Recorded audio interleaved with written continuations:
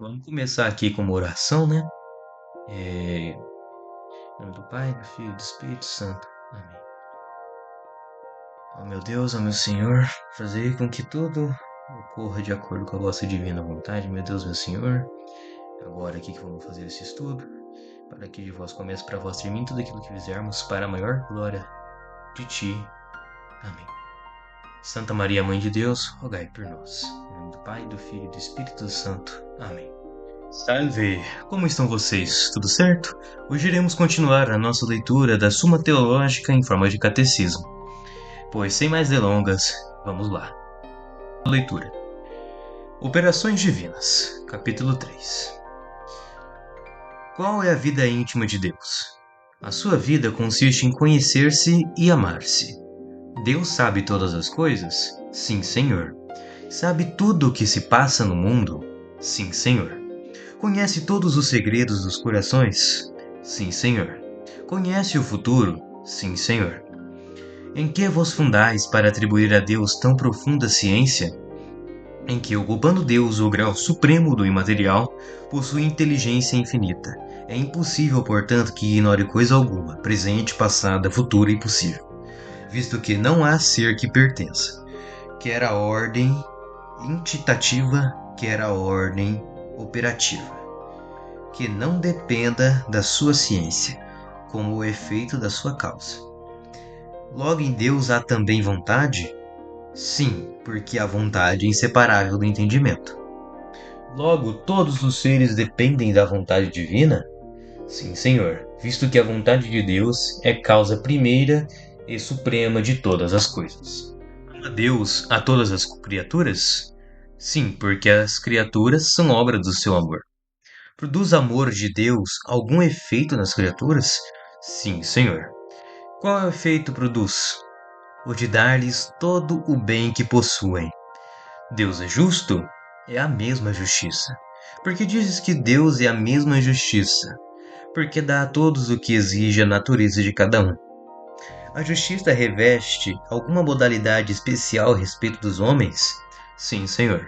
Em que consiste? Em que Deus premia os bons e castiga os culpados. Recebem os homens neste mundo o merecido prêmio ou castigo? Em parte sim, mas nunca por inteiro. Onde recompensa Deus por inteiros justos e castiga os pecadores? No céu, os primeiros, e os segundos no inferno. Há em Deus misericórdia? Sim, Senhor. Em que consiste a misericórdia divina? Consiste em que Deus dá a cada coisa mais do que exige a sua natureza, e também em que dá aos justos mais do que lhes é devido, e castiga os pecadores com pena inferior à que merecem as suas culpas. Governa Deus este mundo? Sim, Senhor. Como se chama o governo de Deus no mundo? Chama-se providência. A providência divina estende-se a todas as criaturas? Sim, porque não há nada no mundo que Deus não tenha previsto e predeterminado desde toda a eternidade. Entende-se aos seres inanimados? Estende-se. Sim, porque fazem parte da obra de Deus. Atinge também os atos livres dos homens? Sim, Senhor. Explicar como. Os atos livres, de tal maneira, estão sujeitos às disposições da providência divina, que coisa nenhuma pode o homem fazer se Deus a não ordena ou a permite, pois a liberdade não lhe confere independência a respeito de Deus. Tem nome especial a providência divina em relação aos justos? Chama-se predestinação. Que quer dizer predestinado? O homem que há de gozar no céu bem-aventurança da glória. Que nome recebem os que não hão de gozar da bem-aventurança? O de repróbados, ou não eleitos. Porque uns hão de ser felizes e outros não? Porque os predestinados foram eleitos do Senhor, ou amados com amor de preferência, em virtude do qual governa Deus o curso da vida de tal modo que chegarão a conseguir a felicidade eterna. E por que não alcançarão os repróbados a mesma felicidade? Porque não foram amados com o amor dos predestinados. Não haverá nisso injustiça por parte de Deus? Não, Senhor, porque Deus a ninguém deve por justiça a bem-aventurança eterna. e os que a conseguem só a alcançarão a título de graça. Os que não hão de alcançá-la serão castigados pelo fato de não possuir? Serão castigados por não a possuir, porém, só em razão das culpas em virtude das quais se tornarem dignos de recebê-la. Como podem ser culpados de não a haver recebido? Podem sê-lo e com efeito o são, porquanto Deus a oferece a todos. Porém, os homens que, debaixo do império dos decretos divinos, conservam a liberdade, podem aceitar o oferecimento ou recusá-lo, pondo em seu lugar outro fim. Ofendem com isso a Deus? Tão gravemente que merecem duro castigo, visto que, ao fazê-lo, caem voluntariamente em grave pecado pessoal. Os que aceitam o oferecimento e conseguem a glória, a quem devem ou ter correspondido ao chamamento de Deus. A virtude causal do decreto predestinante. É eterna a predestinação por parte de Deus? Sim, Senhor. O que significa a predestinação a respeito dos eleitos? Significa que Deus assinalou a cada um o seu lugar na glória, e, mediante da graça, a graça o porá em condições de possuí-la. Que devem fazer os homens ante o pavoroso mistério da predestinação absoluta por parte de Deus? Abandonar-se inteiramente à ação da graça e converter-se na medida do possível que os seus nomes estão escritos nos livros dos predestinados. Deus é todo-poderoso? Sim, Senhor. Por quê? Porque, sendo o ser por essência, a ele há de estar submetido tudo quanto existe ou possa existir. Deus é feliz?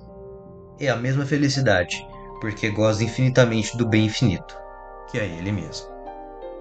Pois bem, meus caros, aposto que posso ter plantado aqui algumas dúvidas em vocês. Eu mesmo, quando li inicialmente, eu fiquei meio em dúvida, mas depois que eu reli e meditei, eu consegui entender melhor. Tudo que eu falo aqui pra vocês eu checo, tá bom? Eu não tiro da minha cabeça simplesmente. Quando é alguma coisa que é minha opinião, eu deixo bem claro que é minha opinião, fechou? Então vamos lá. Vamos ao comentário sobre as operações divinas. Então, primeiro, as nossas primeiras perguntas aqui, que é qual a vida íntima de Deus? Deus sabe todas as coisas, sabe tudo que se passa no mundo, conhece todos os segredos dos corações, conhece o futuro. Enfim, é basicamente onipotência, que já diz tudo. Mas tem derivações para melhor compreensão. Onipotência, onipotência é o máximo, perdão. Onipresença, oniconsciência, onigerência e tudo mais que vai se derivando.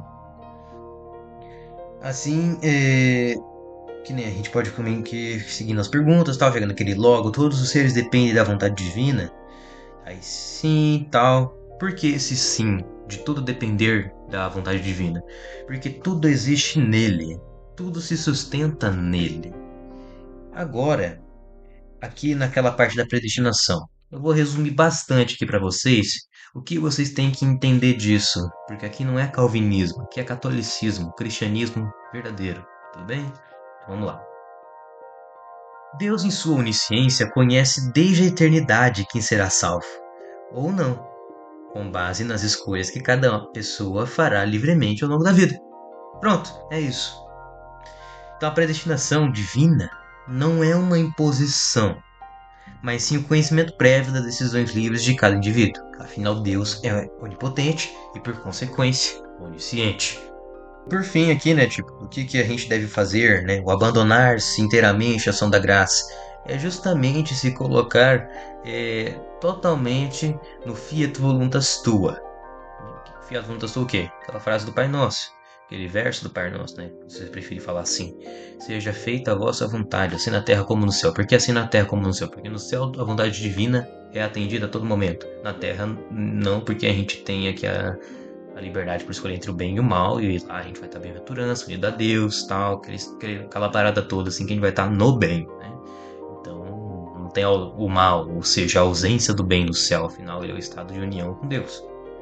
Então, esse abandonar-se, né, é justamente estar em conformidade com a divina vontade. Novamente, puxa aqui a cordinha para vocês. Leiam o Tratado da Conformidade com a Divina Vontade de Santo Afonso Maria de Ligório.